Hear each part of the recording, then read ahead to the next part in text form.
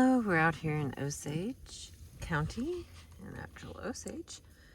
We're going to continue with Determined from Creating the Self and the book The Loss That Is Forever. In some individuals, two separate responses to early loss combine to create a feeling of fierce determination to the task of creating the self. The first was anger.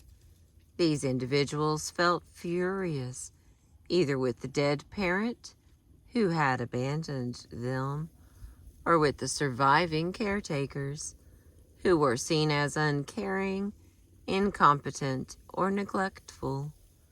This anger was then mixed with resolve to show an unfeeling and unloving world that one was indeed worthy and lovable, or resolve to use their own lives as a vindication of the parent who had abandoned his or her responsibilities by dying young.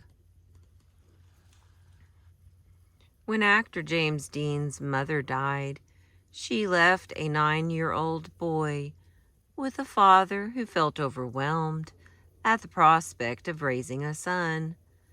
Dean's father put his wife's casket and his young son on the same train, sending them both back to their hometown, where he hoped his son would be raised by members of the extended family. Although Dean seems to have been well cared for by his aunt and uncle, he became determined to succeed in defiance of the mother who had died and the father who had abandoned him. When he was asked why he became an actor, Dean replied, "Because I hate my mother and father. I want to get up on stage and I wanted to show them. I'll tell you what made me want to become an actor, what gave me that drive to want to be the best. My mother died when I was almost 9. I used to sneak out of my uncle's house at night and go to her grave. I used to cry and cry on her grave. Mother, why did you leave me? Why did you leave me? I need you. I want you." Eventually, Dean's cry turned into a defiant promise to himself. "I'll show you for leaving me. Fuck you. I'm going to be so fucking great without you." Dean's anger at the mother who had died and the father who had abandoned him inspired him to create a self that would be recognized and admired everywhere. Throughout his short life, James Dean was obsessed with the process of creating and inventing himself. As he traveled around the country, he would pick up pieces of personality, stylized affections that he would make his own, carefully constructing and creating his own persona, his own self.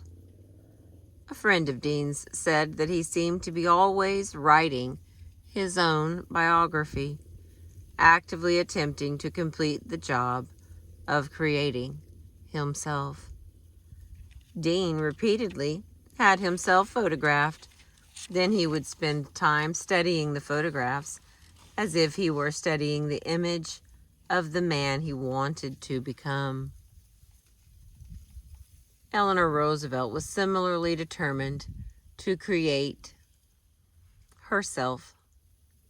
Left orphaned by the early deaths of both her mother and father, Roosevelt was determined to make something of herself, not only for herself, but also to vindicate her father, who died, an irresponsible and alcoholic man. Roosevelt's biographer, Joseph Lash, writes, "Because of her overwhelming attachment to him, she would strive to be the noble, studious, brave, loyal girl he had wanted her to be.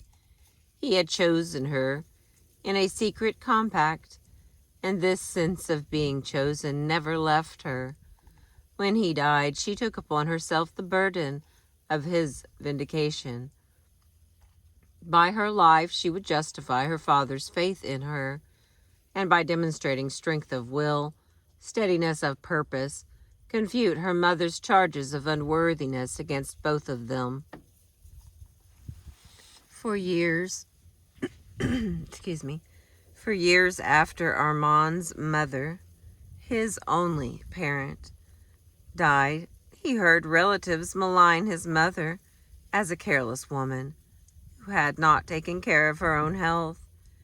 He also listened to these same relatives as they repeatedly told him, "You will make nothing of yourself. You're no good, just like your mother."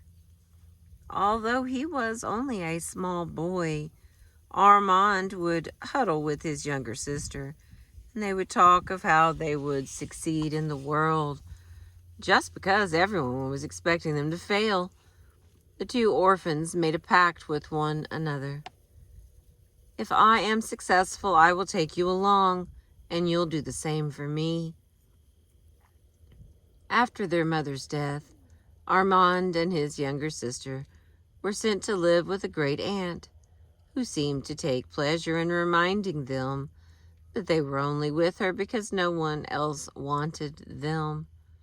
Despite years of physical and psychological abuse, Armand held to his pledge to make something of himself, not only for himself, but also in memory of his mother, who had died so young.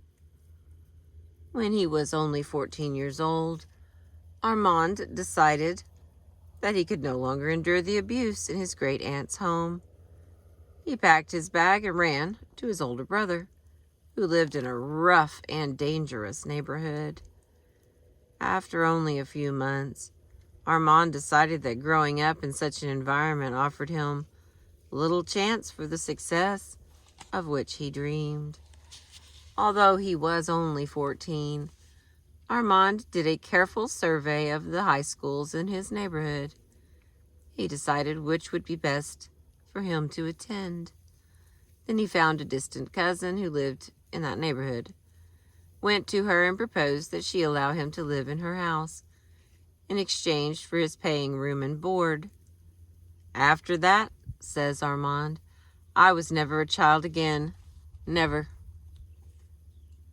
The same strength and determination that allowed Armand to leave an abusive situation and to take charge of his own life led him eventually into military service, where he would receive training and financial support, and finally to a community far from the one in which he had grown up. After his discharge from the army, Armand moved to a new city.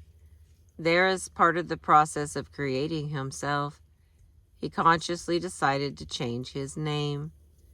He no longer wanted to be associated with the poor boy who had grown up without the love of a mother or father. As a man and as a member of the gay community, Armand would now create a family in a world that could be uniquely his own.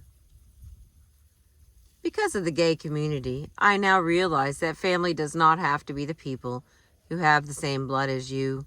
They can be other people, people who are your friends. These people become your family, the people you see every day, the people who are in your life and you are in their lives. I can now make the family that I want to have. Since being orphaned at the age of 4, Armand has been determined to create himself and to prove to his abusive and negligent relatives that he has become someone worth loving despite their treatment of him. He has provided for himself the things he needs in order to survive. As a young boy, he would often say to his sister, "You tell me that you love me, and I'll tell you that I love you. Children need to hear that they are loved." Without anyone guiding him or telling him what he needed in order to become an adult, Armand knew intuitively what was necessary for his own survival, and he has been determined to create a loving world for himself. Koki's story, final part of this section, or this part of this part. Koki first began taking care of herself and her mother when her mother was first diagnosed with cancer. Even at the young age of 9, it was obvious to Koki that her alcoholic father would be unable to provide her mother with the care she needed. For 6 years, Koki was her mother's nurse and constant companion. She helped with the cooking, took care of her younger sister, and stayed up late with her mother watching movies and talking. When her mother's pain became so intense that she needed an injection of morphine, one of the few things Koki could not do, she would page her father. He would come home, administer the shot, and return to the bar with his friends. Koki was determined to raise herself and to care for her family in the best way she knew how. I absolutely felt that I was capable and I did not need any help at all. This is what I must do. Others have done it before. I could do it now. In her fierce determination to create herself, Koki became a little adult. She was barely an adolescent, yet she had already assumed the responsibilities and commitments of an adult woman. Some authors have speculated that what gets called a pseudo-adult personality is born out of a desire to identify with the lost or dying parent. Koki's prematurely adult self was born more of a desire to survive in the world that might easily have defeated her. After Koki's mother died, her father left her and her sister alone for a week while he went off on a vacation. Koki was not especially surprised since her father had been only minimally involved with them in the final months of her mother's life. Although she was only 15, Koki went about the business of negotiating with various relatives, discussing the possible child care arrangements for her and her younger sister. When her father returned home from his trip, he begged Koki to stay with him, promising to make a better life for her and her sister, and telling her how much he needed them in his life. Koki acquiesced to her father's request, but told herself that her primary goal was to survive and to take her younger sister with her. Although she continued to go to school, Koki's life resembled that of a working mother. She would go to school during the day, but quickly come home in order to be there when her younger sister arrived home from school. Koki felt unable to participate in any after-school or extracurricular activities. She had extra activities of her own, the care of a home, and the raising of her young sister. When Koki was 18, her father had a serious car accident. For 6 months, she was the sole caretaker of her younger sister. Koki used this opportunity to move away from her father's home. As a high school graduate, she was able to get a job and to rent an apartment of her own. Koki took her sister with her, and they set up home in a small one-bedroom apartment. Koki worked during the day and took care of her sister in the evenings. She felt no resentment for this arrangement. She had grown accustomed to her role as older sister and caretaker and felt committed to doing a good job. Koki lived the life of a busy single mother, working during the day, preparing meals in the evening, making sure that the home was a comfortable and nice place for her young charge. In the summer, Koki, like other mothers, began to prepare for her sister's summer vacation, interviewing various day camps and selecting the one that seemed best suited to her sister. When she herself began to date, Koki had to explain that she came as a package deal. Anyone who wanted to go out with Koki would have to get to know and eventually love her little sister. Many young men were deterred by this arrangement, but Koki insisted that she would not leave her sister behind. When Koki was 19, she met a man who felt willing to date her on her terms. On their very first date, Koki, this young man, and her 11-year-old sister went out for ice cream. Koki was pleased that the man seemed able to accept her young sister as part of the deal. When 6 months later this man asked to marry, Koki decided that this might be at last a chance for life of her own. She packed up all of her belongings, including her younger sister, and she and her boyfriend drove to a town in a southern state where he had relatives. They rented an apartment, obtained a marriage license, and only then did they phone Koki's father. Initially, he pleaded with Koki to return, saying, once again, that his children were important to him. This time, however, Koki ignored his empty pleas. Koki was determined to have her own life, free of the neglectful father who had abandoned her and her sister when her mother died. After Koki and her husband married, she became the legal guardian of her sister. She not only successfully raised herself, creating the adult woman she eventually became, but also raised her younger sister, who now looks to Koki almost as if she were a mother. In her early 30s, Koki severed all ties with her father. Her anger at him for failing to help raise her and her sister made it impossible for her to continue any contact. She no longer wanted or needed anything from him, and she had proven that she could survive without him. Although she is now only in her mid-40s, Koki and her husband are planning for an early retirement. When one considers that Koki began being an adult woman when she was only 9 years old, retirement at age 45 begins to make sense. One senses, however, that Koki's determined struggle to create herself, despite her father's selfish neglect, has not been without its costs.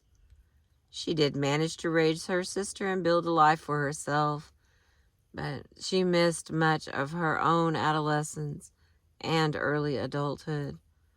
Her efforts have left her exhausted, and rather than anticipating a creative midlife, she longs for a time when life will be less of a struggle. The next part will be resigned.